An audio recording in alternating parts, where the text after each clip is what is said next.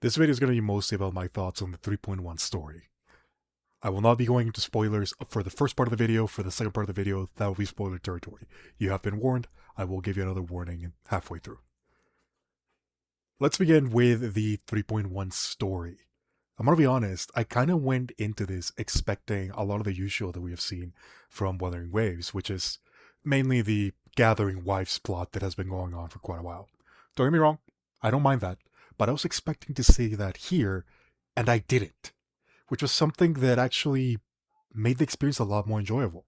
I found that the 3.1 story ended up with something a lot deeper, that delved not only into the main antagonist that we have seen for the new area, but also a lot more into Rover itself.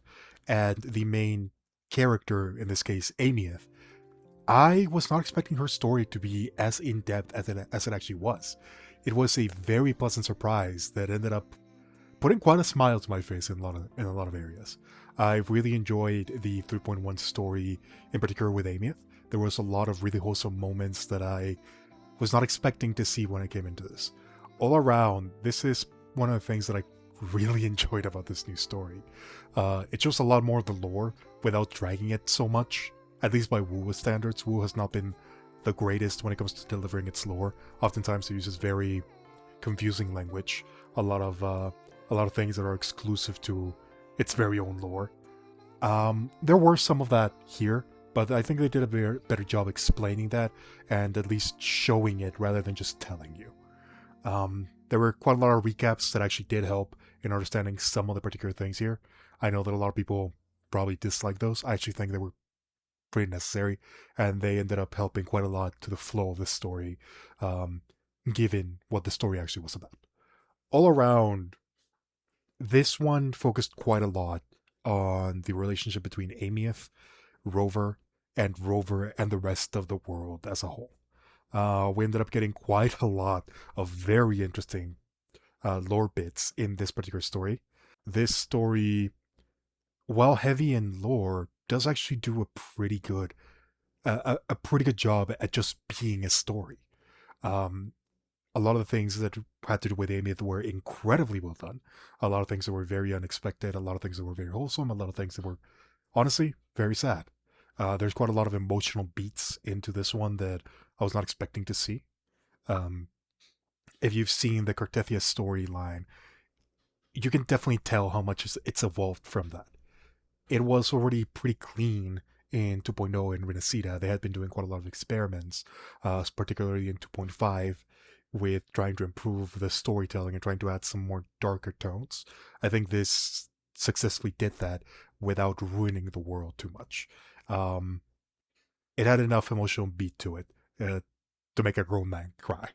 And I'll go into more detail about that. But it's it just led me stunned. It was good. It was really good.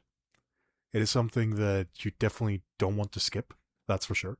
If you're just starting out and you want to try to rush towards getting a lot of materials from Amieth, or just trying to explore a lot of the world, I don't think I can recommend that. I think this is one of the very few times in a lot of the gacha games in particular that we get a just an incredibly well done story. I can't really say that for a lot of titles, if I'm being honest, but this one felt really well done. It had impressive voice acting, pretty much in all the languages. It has really good dialogue that actually got you immersed into it. A good portion of that dialogue was actually delivered not by cutscene, but through actual interactive gameplay, which helped quite a bit. There weren't that many parts that I was just going to say, I should probably just skip that. I really enjoyed this story. And trust me, you really do not want to skip this one. I think this is one of the better stories that has been put in Wuthering Waves, and a lot of the interactions with the characters were pretty unique. We got to see quite a lot of Amieth, we got to see quite a lot of some of the NPCs, we got to see a bit of Luke as well, and we got a lot of world building that really helps boost the world forward. All around, this gets a complete pass by for me. It is one of the best stories that I've seen in media going way, way back. I can't really think of anything that was this concise, this rich in lore, and character development at the same time. Not only for a main protagonist, but also for the surrounding characters. A lot of mysteries, a lot of intrigue. Just a great story all around. I really do recommend it. Those are my general thoughts. Frankly, it's something that you have to experience before you can understand what I'm trying to say. So, with that in mind, we're going to be switching over to the spoiler section. You have been warned. Once I stop counting, I will begin. 3, 2, 1. What the fuck did I just play? Oh my god, this story is insane. Rover is an alien, potentially one whose homeworld was completely destroyed, and on top of it, Amieth is her adopted daughter? Speaking of Amieth, she's our adopted daughter! Did I mention that? Alright, let's go. Anyways, Amieth really stole the show in this one. This is a character story that pretty much surrounds her entirely, and a lot of plot points that were revealed here, they were quite heavy with lore. We ended up getting a lot of information regarding the main character of the story, as well as just how he interacts, or how they interact in the entirety of the world. A lot of the influences that they have had throughout the history of Solaris, we already knew that they were a pretty important character. We knew that they were immortal up to a certain degree. We just didn't really understand to what degree it was, and this story kind of began closing a lot of the plot holes that one would normally see. I mentioned 2.5 before, and that was a pretty deliberate attempt. This story beat seems to be pretty centered on the mistakes that they learned from in 2.5. I think they did an amazing job with Amieth in this particular category. They did a really good job at delivering a story that was tragic yet still hopeful, and that is something that we did see with Furloa, but not to this degree. A lot of people ended up with a wrong perspective from it, I imagine, and it was something that we eventually saw in 2.7, where a lot of that resolution ended up being fixed, one would say. It definitely felt awkward, and Kuro definitely seems to have learned from this. The delivery in 3.1 just made everything so much more impactful. It was just great. Yeah, I've said it many times, and I think I'm going to say it again. Um, Amy ended up with quite a lot of interesting aspects to her that weren't just Amy as a character. She was already pretty unique, with a lot of her inspiration coming from different anime like Macross, Gundam, for example. We ended up even seeing things like Ghost in the Machine. There were quite a lot of influences in modern media that went into the character of Amieth, and a lot of people were kind of just expecting that she was going to be this carbon copy of some of that.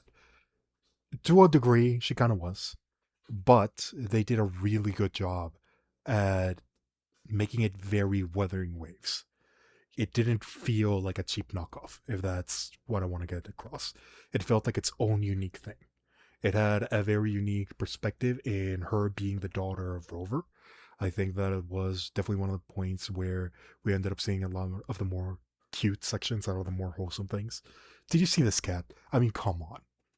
This is just good storytelling. It shows quite a lot of the respect that Amy had for Rover. It shows how she sees the Rover as a parental figure. A lot of the speeches that we see, a lot of the memories that we see when we're going around trying to help her. Almost every single beat of this story ends up fitting perfectly into the wider narrative. And that is something that, at least for me, made me feel really immersed in the story. It's a feeling that I have not felt from pretty much anything in a very long time. Even when I'm immersed in other parts of Wuthering Waves, 2.4 comes to mind. 2.5 was also pretty immersive, but it didn't really get to this point. The emotional aspects of this particular storyline, they hit me different. I could relate to some of the characters. I could relate to some of the struggles that we saw with Amieth. I could relate to some of the struggles that Rover was having. And even to the ones that I couldn't relate to, I could at least see their perspective, see where they were coming from, and how much they were suffering because of it. It felt different. And it felt different in a good way. I think Wuthering Waves is definitely going to become one of the craziest games out there. And this patch kind of proved it to me.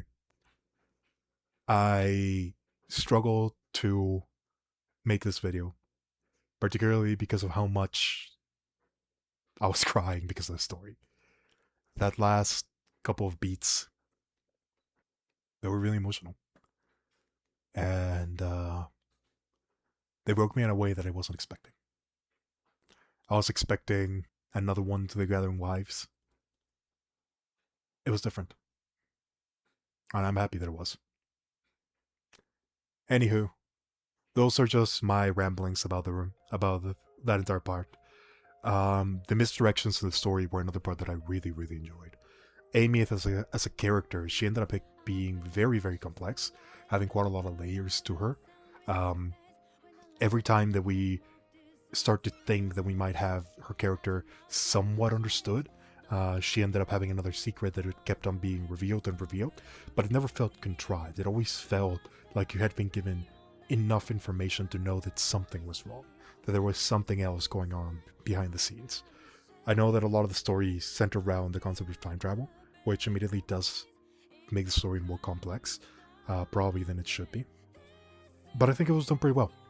A lot of the stuff that we saw in 3.0 that seemed more or less at random ended up coming back, and pretty much every single point felt like a natural progression of what we had seen in 2.0. I didn't feel like anything was forced in that regard. Maybe Sigilum, the main antagonist for this particular portion, that did feel a bit forced and more as a way of just showing lore. But at the same time, have you seen these animations? This fight was insane. It was so well done, it didn't even feel like it was meant to be an expository character. This feels different. And I'm glad that I got to experience something like this. The plot twist at the end, as well, that was something that I was not expecting either. We are pretty used to a lot of the happy endings coming into Wuthering Waves. 2.5 was pretty much the only time that we saw a ending that could be described as fully tragic. We've seen a lot of destruction. We've seen a lot of chaos in this world. We know that it's not peaceful. War is constantly everywhere. Yet this somehow managed to be a very personal family story while still maintaining that grandeur that we expect. I don't think I'm going to forget this story anytime soon. And if you're in the same position as me, please do tell. I loved every single part of it. From the characterization of Amy, from the small interactions we had with Luke, from the way that the world was delivered to us, a lot of the explanations about the ancient civilizations, about Avalif 1 being an alien, descriptions of how powerful he seems to be. The animation. Oh my god, the animation. They made an entire anime opening for this, and they put it as a cutscene. It's crazy. This was probably one of the best jobs that I have seen from Kuro, and if we can expect stuff like this in the future, I'm really excited for what's to come to Wuthering Waves. I don't know how much more I can praise this. I don't know if I even need to. Just experience it for yourself. You'll see what I mean. Anyways, those were just my thoughts. I am curious to see what you liked about the patch. Things that you didn't like, maybe even. All around, I'm probably going to try to continue playing WuWa for as much as I can. I can't see myself dropping the game anytime in the future. It just does everything that I want it to. Has great combat, has great story, incredible character design, incredible world building now. For a game that started as rough as it did, it's come a long way. Let's hope it continues that way. And yeah, hope you guys enjoyed. This is Portals. Out.